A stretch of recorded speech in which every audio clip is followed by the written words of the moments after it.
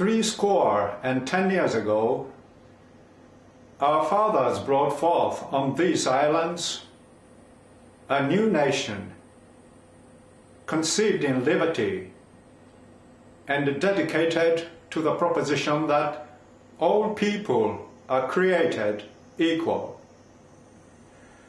Now we are engaged in a great civil war, testing whether that nation or any nation so conceived and so dedicated can long endure. We are met on the great battlefield of that war.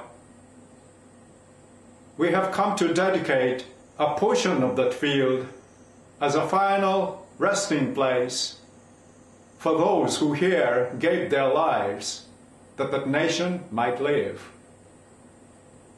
It is altogether fitting and proper that we should do this. But in a larger sense, we cannot dedicate, we cannot consecrate, we cannot hallow this ground.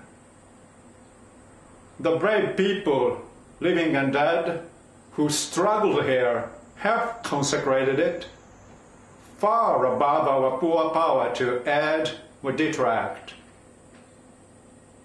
The world will little note nor long remember what we say here, but it can never forget what they did here. It is for us, the living rather, to be dedicated here to the unfinished work which they who fought here have thus far so nobly advanced.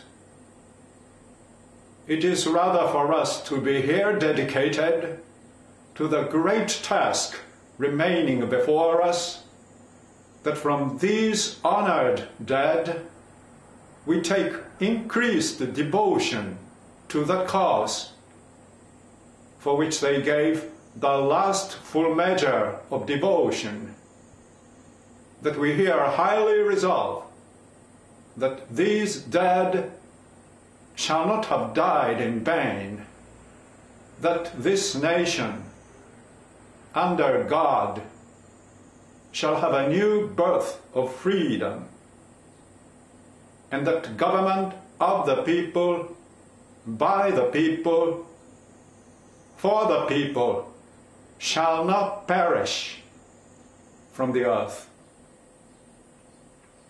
Well, I'm very far away from President Lincoln's speech.